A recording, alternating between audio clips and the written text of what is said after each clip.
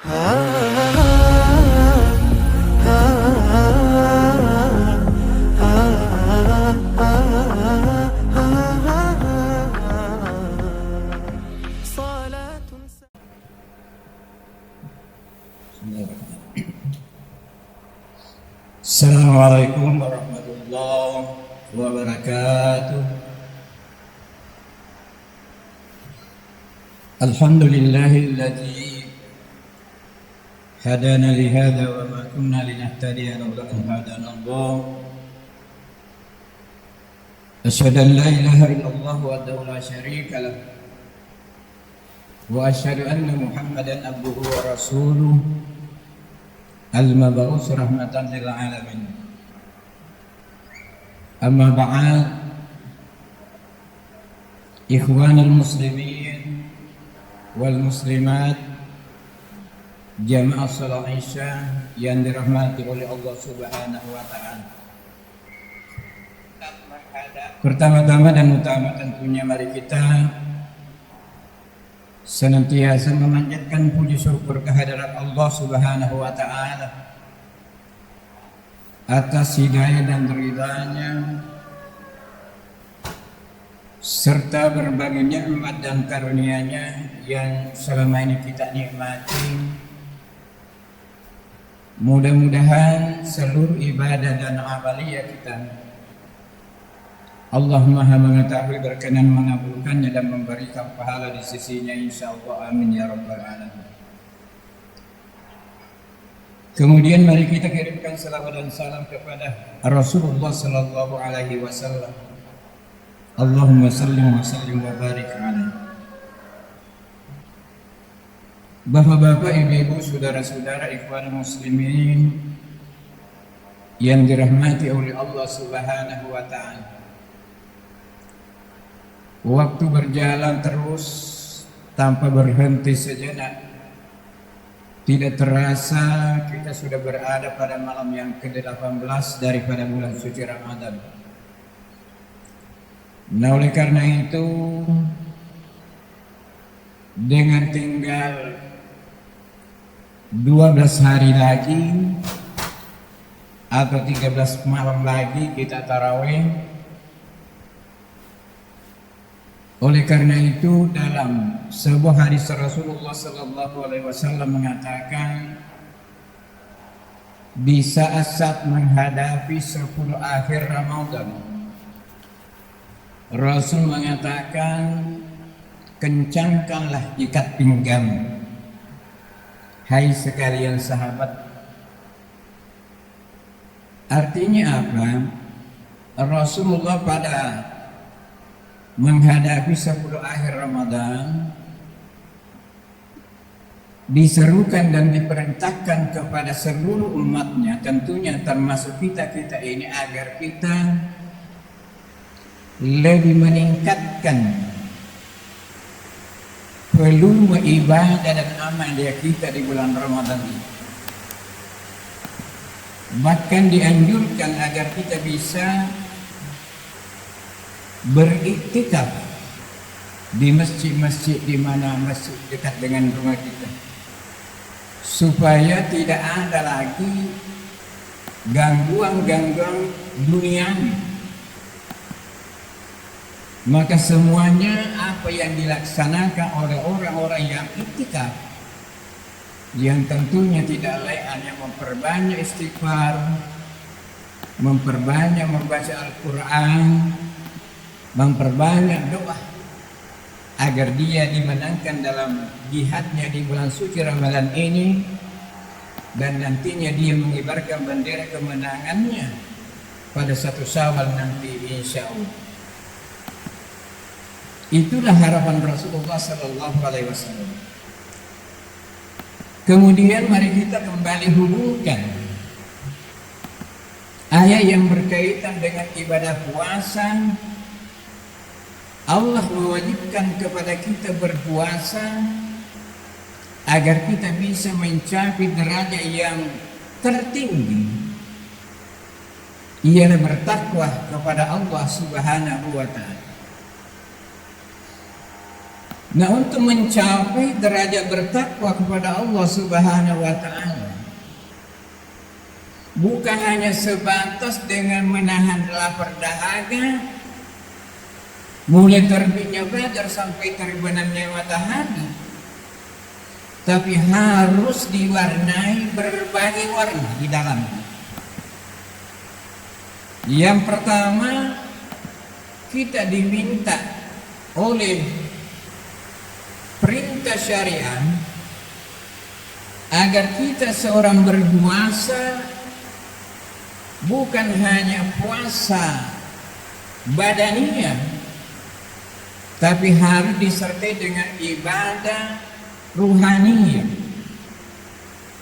Ibadah ruhaniyah adalah kuncinya segala sifat-sifat yang dilarang oleh Allah Subhanahu wa taala.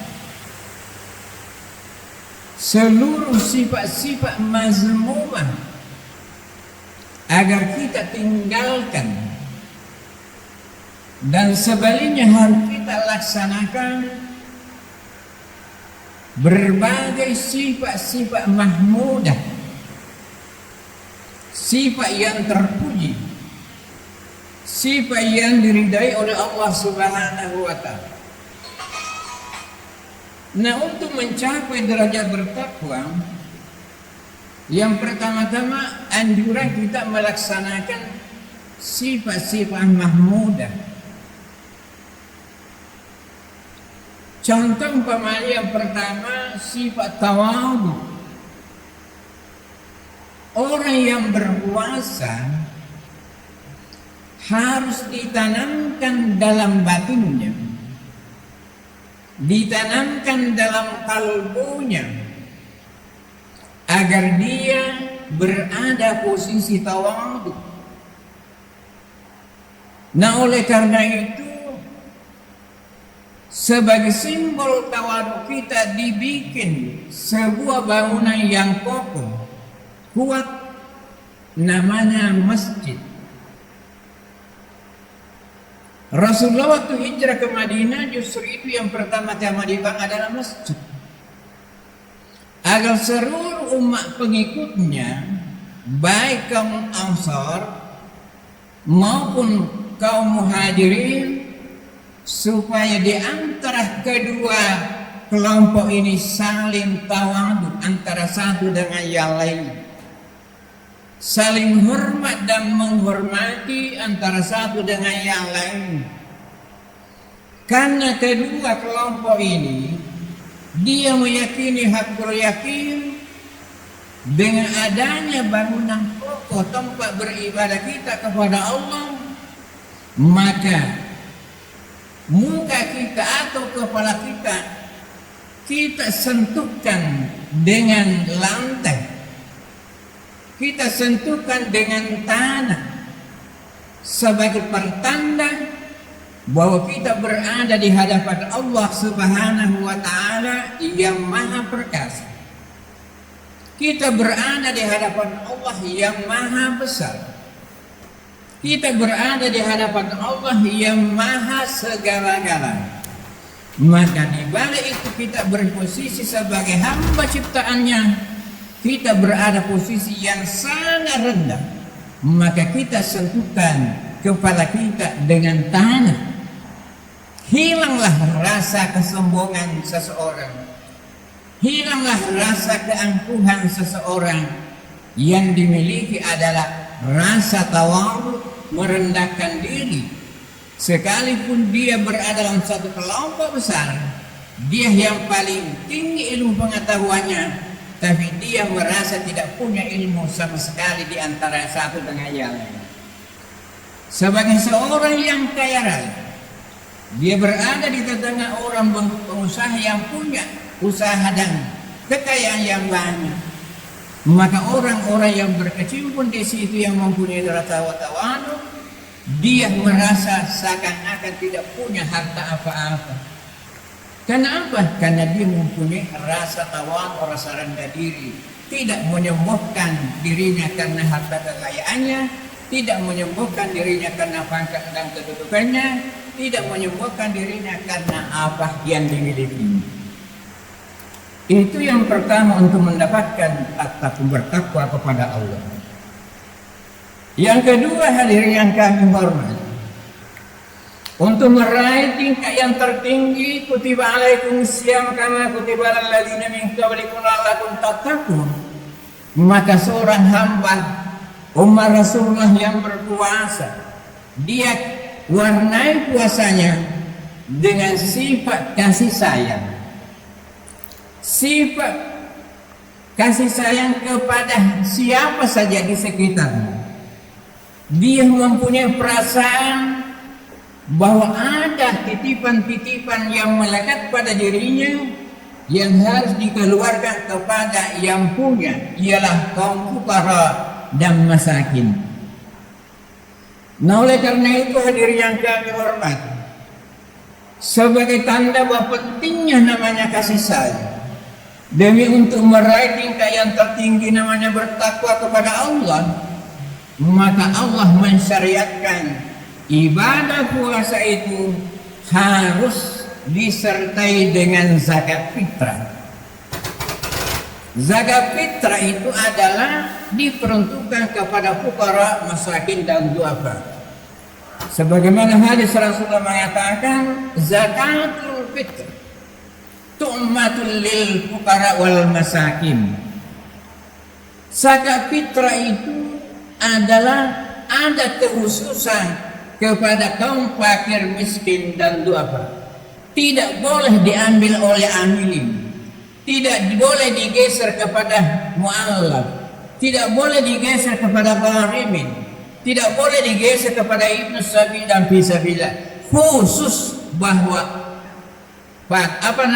fitrah itu adalah diperuntukkan kepada fuqara dan masakin sebagai tanda kita mempunyai kasih sayang kepada orang yang tidak punya atau orang fuqara. Saudara-saudara yang kami hormati, sebuah hadis berkaitan dengan zakat fitrah, kaitannya dengan ibadah puasa. Begitu dia selesai tugas malaikat mengumpulkan data-data Ramadan, data-data pahala puasa hamba Allah umat Rasulullah Muhammad sallallahu alaihi wasallam, maka pada satu Syawal, maka malaikat yang bertugas itu dia antar ke alam mustawa, diantar kepada Allah Subhanahu wa ta'ala, melaporkan si inilah puasanya dengan berbagai amali-amali lainnya, si B inilah puasanya dengan pahala puasa, dengan pahala tarawih, dengan pahala khatmul Quran dan sebagainya, si C begini dan seterusnya. Tapi yang satu ini ya Allah, saya tidak berani sampaikan kepadamu ya Allah, karena dia tidak mengeluarkan zakat fitrah. Mu'allaqun bainas samai wal ardh. Orang yang berpuasa dan tidak mengeluarkan zakat fitrah, pahalanya tidak sampai kepada Allah Subhanahu wa taala. Na'udzubillahi min dzalik. Berarti dia tidak bisa mencapai derajat bertakwa kepada Allah Subhanahu wa taala. Kemudian mari kita lihat dalam potongan ayat yang berkaitan dengan pentingnya namanya ada kepedulian kepada sesama. Maka Allah mengatakan, orang yang bertakwa itu adalah alladzina yunfikuna fis sarra'i wad dharra.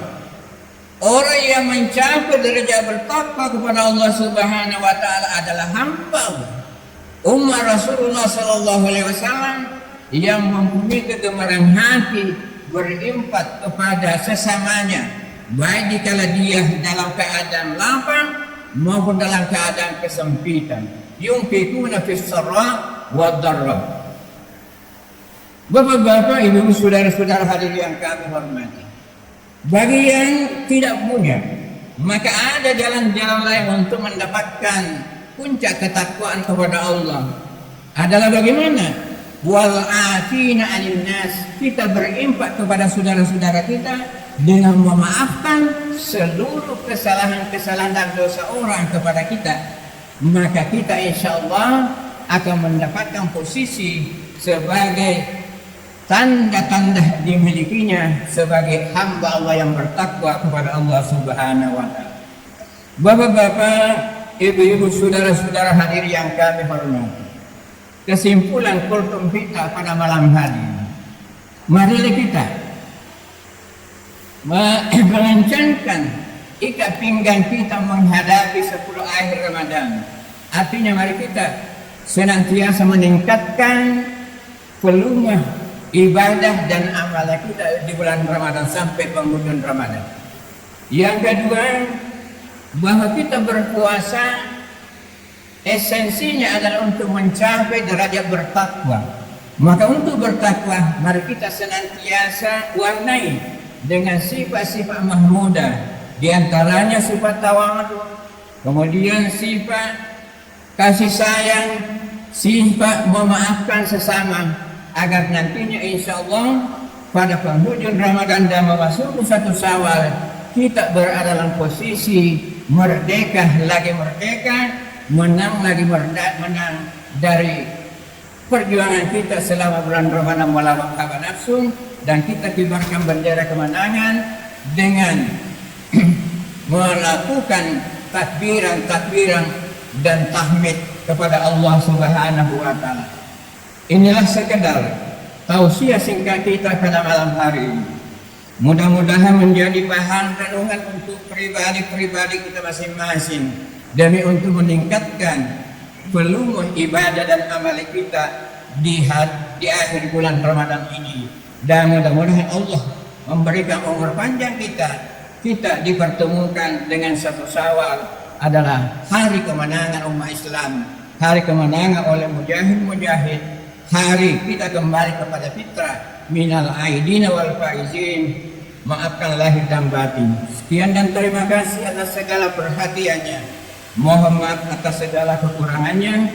Saya akhiri dengan ucapan hadanallahu wa iyyakum ajmain. Wallahul muwaffiq ila aqwamit thariq. Wassalamualaikum warahmatullahi wabarakatuh.